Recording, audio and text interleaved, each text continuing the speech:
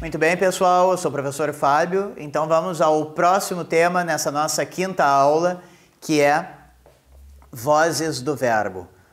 Então, primeiramente, vamos a alguns conceitos e depois o exemplo de cada um desses conceitos. Olha lá.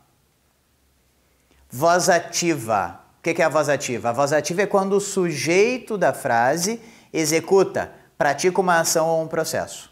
Diferentemente da voz passiva, que é quando o sujeito da frase sofre esse processo. Já na voz reflexiva, o sujeito da frase pratica esse processo e recebe esse processo. Ou seja, ao mesmo tempo que ele é o agente da ação, ele é o paciente dessa ação. E na voz recíproca, é quando dois sujeitos praticam a ação e recebem essa ação, só que de um para o outro. Essa é a relação de reciprocidade. O que eu pratico em alguém é praticado em mim por esse alguém em igual medida. Então vamos a 4 exemplos para vocês conseguirem entender esses conceitos. Vamos ao quadro.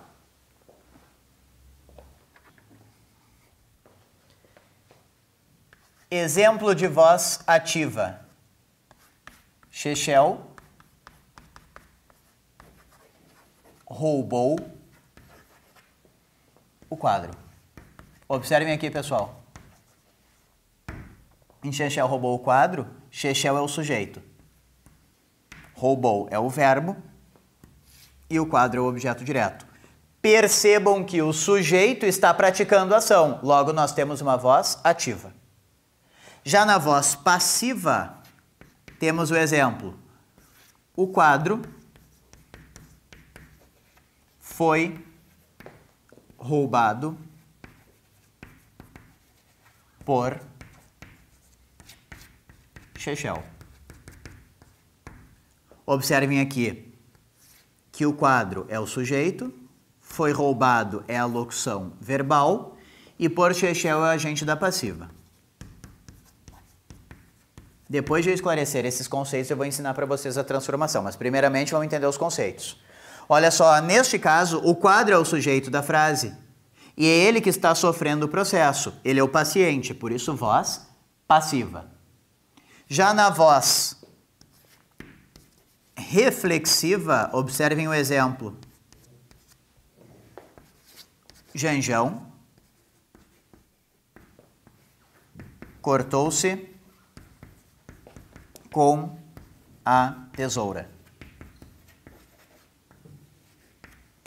Janjão cortou-se com a tesoura. Observem aqui que este pronome se, que tem a função sintática de objeto direto, está retomando o termo Janjão, que é o sujeito da frase, fazendo com que nós entendamos que Janjão pratica a ação e sofre essa ação, ou seja, voz reflexiva. Pois bem, e por último temos a voz recíproca. Observem o exemplo. Os cães morderam-se na disputa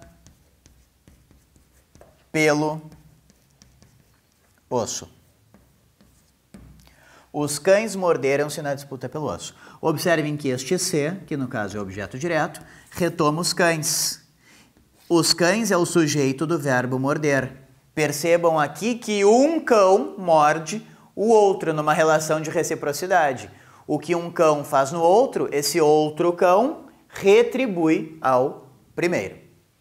Muito bem. Entendidos os conceitos de voz ativa, voz passiva, voz reflexiva e voz recíproca, vamos aos procedimentos de transformação. Primeiramente, a gente vai fazer com que a ativa se torne o sujeito da passiva. O sujeito da voz ativa será o agente da passiva na voz passiva. E o verbo vai ser transformado da seguinte forma. O verbo ser assume a forma do verbo principal e o verbo principal vai para o particípio. Como assim? Vamos entender no quadro para isso ficar bem claro. Preciso então do apagador. Muito bem.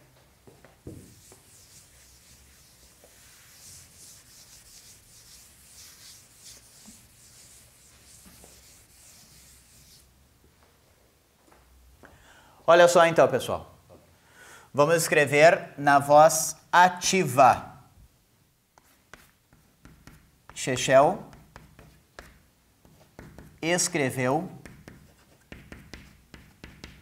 o texto. Observem que para a transformação a gente necessita do sujeito, do verbo e do objeto direto. Muito bem. E outros elementos. Depois a gente vai estudar isso. O que interessa é sujeito, verbo e objeto direto. Temos aqui o sujeito, temos aqui o verbo e temos aqui o objeto direto. Observem que o sujeito é agente, porque ele pratica a ação.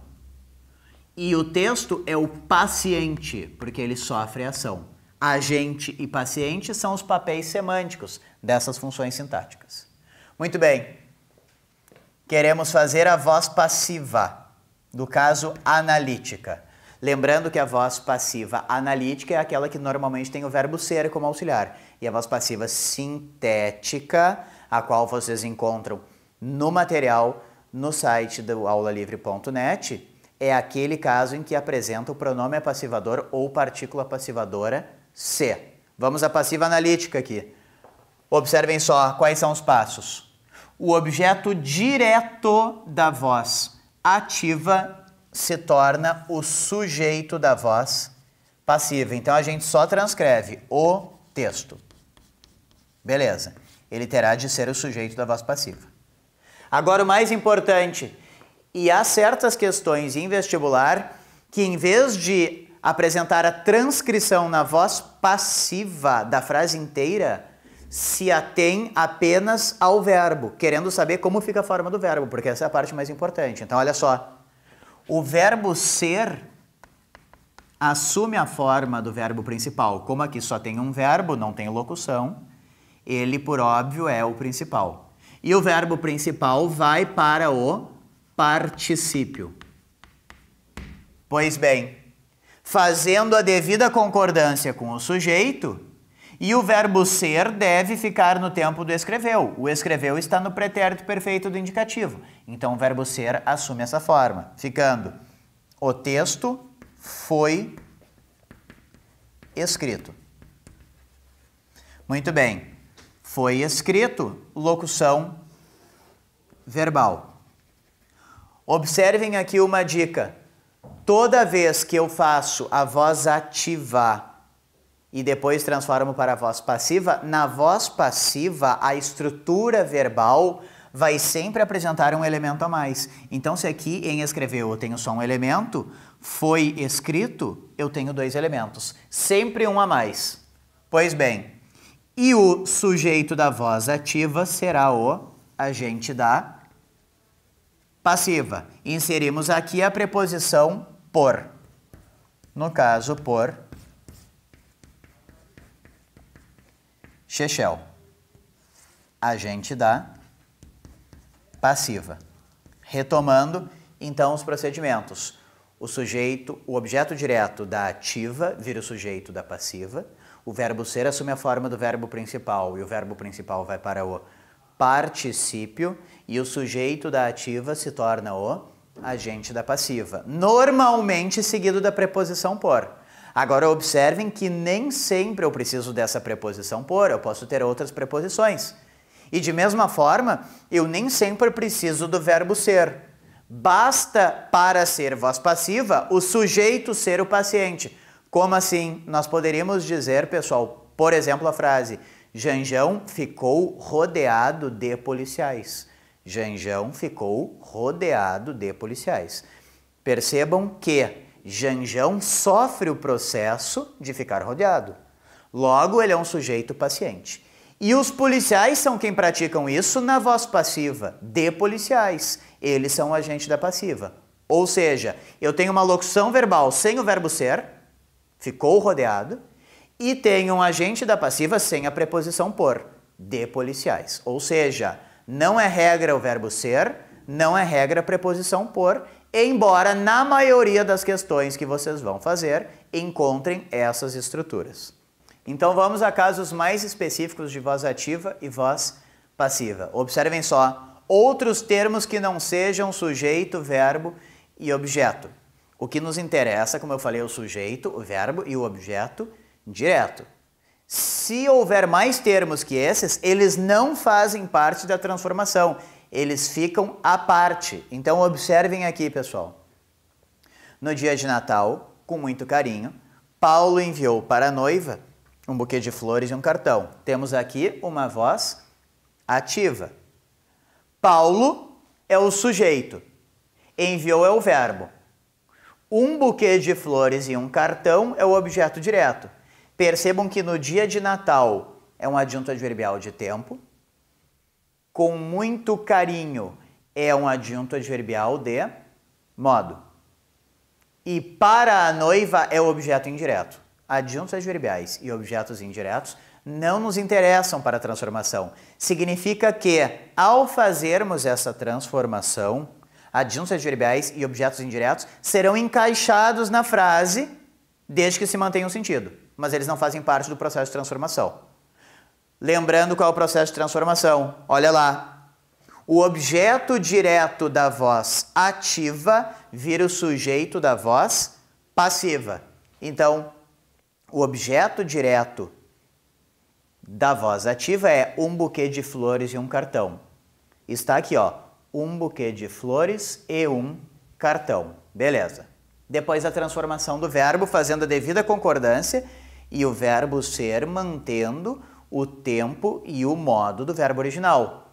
Olha só, enviou. O verbo ser assumirá a forma do enviou e o enviou irá para o particípio. Ficando um buquê de flores e um cartão foram enviados. Foram enviados. Verbo ser assume a forma do verbo principal vai para o particípio. E o sujeito da voz ativa será o agente da passiva. Agregamos aqui a preposição, ficando por Paulo. Muito bem. Observem que os adjuntos adverbiais nós colocamos novamente na mesma posição e o objeto indireto colocamos ao fim.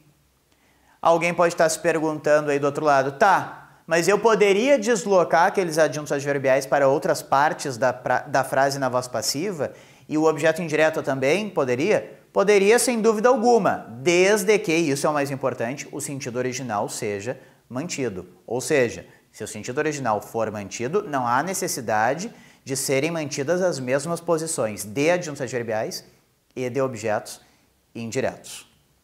Muito bem. Vamos então agora a mais um caso específico de transformação.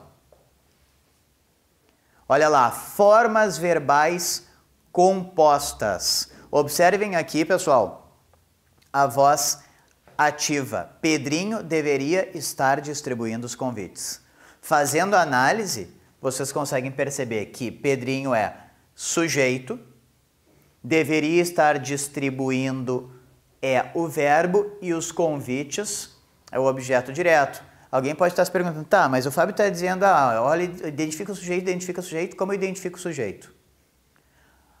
Alguns diriam assim, identifica o sujeito fazendo a pergunta, quem deveria estar distribuindo? E vem a resposta Pedrinho. Porém, observem que essa é uma forma, por vezes, primária de se identificar o sujeito. Lembre-se de uma premissa, pessoal. O verbo concorda em número e pessoa com o sujeito. Então, tu quer testar qual é o sujeito? Põe ele no plural. Vê se o verbo concorda. Se o verbo concorda, aquilo ali é o sujeito. Troca Pedrinho por eles. Eles deveriam estar distribuindo. Ora, troquei aqui para o plural e o verbo foi para o plural. O verbo concorda com o sujeito. Logo, a gente descobre que Pedrinho, de fato, é o sujeito da voz ativa. Deveria estar distribuindo o verbo, os convites objeto direto. Transformação da ativa para a passiva. O objeto direto da ativa vira o sujeito da passiva. Então, só transcrevo os convites no início. Agora, observem o mais importante. O verbo ser assume a forma do verbo principal, como eu disse antes. Como aqui a gente tem uma locução verbal, lembre-se, o verbo principal é sempre o último, é sempre o que está mais à direita. O verbo ser vai assumir a forma do verbo principal, então eu escreverei sendo, e o verbo principal, que é distribuindo, irá para o particípio. Ou seja, é só o último elemento da locução verbal que vai se transformar. Observem o resultado. Os convites deveriam estar, eu fiz a concordância com o sujeito, porque agora o sujeito é plural, sendo, olha só, era distribuindo. O verbo ser assumiu a forma dele. E o distribuindo foi para o particípio, distribuídos. Os convites deveriam estar sendo distribuídos por Pedrinho, só inserimos a preposição. Outro detalhe importante que eu falei para vocês, quando eu passo da ativa para a voz passiva analítica, na estrutura verbal haverá necessariamente um elemento a mais. Então vamos fazer a contagem só para verificar se a gente de fato fez tudo direitinho, olha só. Deveria estar distribuindo. 1, 2, 3. Para a gente acertar, teremos de ter 4 elementos na estrutura. 1, 2, 3, 4. Fechou. Ou seja, a gente conseguiu verificar que a estrutura verbal, que é o mais importante na transposição, está correta. Conclusão, apenas o último componente da forma verbal composta é desdobrado. Os demais permanecem com eventuais adaptações de concordância, como a gente fez. Mas vamos lá. Há mais casos específicos ainda de transformação. Pronomes pessoais. Observem só, na voz ativa, tu me convidarás. E na voz passiva, eu serei convidado por ti. Percebam aqui, pessoal. Tu me convidarás. O sujeito da voz ativa é o tu. Convidarás é o verbo no futuro do presente. O me é o objeto direto, porque no caso quem convida, convida alguém. Muito bem. Observem aqui na transformação. O objeto direto da ativa vira o sujeito da passiva. Porém, é um detalhe importante e, por sinal, foi questão do Enem 2011, em que havia uma tirinha dos cobras do Luiz Fernando Veríssimo. Pronomes pessoais do caso oblíquo átono exercem a função sintática de objeto. Eles não podem exercer a função sintática de sujeito, sendo por isso que o pronome pessoal do caso oblíquo átono na ativa, para virar de objeto a sujeito, deve se transformar em pronome pessoal do caso reto. Então, observem, de me, pronome pessoal do caso oblíquo átono, passamos para eu, pronome pessoal do caso reto. Transformação do verbo. O verbo ser assume forma do verbo principal. O verbo principal vai para o particípio. Como só tem um verbo aqui, o principal só pode ser ele. Fazendo a devida concordância. Eu serei convidado. Vamos fazer a conferência. Tenho apenas uma estrutura na voz ativa. Tenho 2 na voz passiva. E o agente da passiva? Olha só, pessoal. Da mesma forma que pronomes pessoais do caso oblíquo átono não podem exercer função sintática de sujeito, pronomes pessoais do caso reto só podem exercer função sintática de sujeito. Significa que, se eu for passar de sujeito para agente da passiva, não pode ser mais o pronome pessoal do caso reto, tu. Deverá ser o pronome pessoal do caso oblíquo tônico, ti, como acontece aqui. Passando de tu me convidarás para eu serei convidado por ti. Conclusão. Pronomes pessoais do caso reto, numa das vozes, passando para outra voz, viram oblíquos. Pronomes pessoais do caso oblíquo, numa das vozes, passando para outra voz, ficam retos. Ou seja, eu sempre tenho que fazer essa inversão. Muito bem. Observação importante. Olha só, e isso vocês já devem ter percebido desde o início da aula. Uma oração só pode passar para a voz passiva quando tiver objeto direto, ou seja, quando for verbo transitivo direto ou verbo transitivo direto e indireto. E daí aqui eu coloquei alguns exemplos para vocês observarem impossibilidades de transformação. Observem aqui comigo, ó. Não podemos continuar a agir assim. Continuar a agir assim. O verbo principal é agir. O verbo agir é verbo intransitivo. Ah, como é que eu sei que é verbo intransitivo? Porque quem age, age? Não é tão óbvia assim a explicação. Faça uma análise sintática aqui comigo, que por sinal vai ser o assunto da próxima aula. Não é um adjunto adverbial que expressa negação. Podemos continuar a agir. Pois bem, subentende-se que o sujeito dessa frase está em elipse, é o sujeito nós. E o assim é um adjunto adverbial de modo. Observem que a gente não tem objeto aqui direto.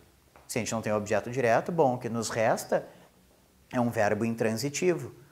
Se verbo intransitivo não tem objeto direto, não tem como eu fazer o objeto direto da ativa virar o sujeito da passiva. Impossível fazer uma voz passiva.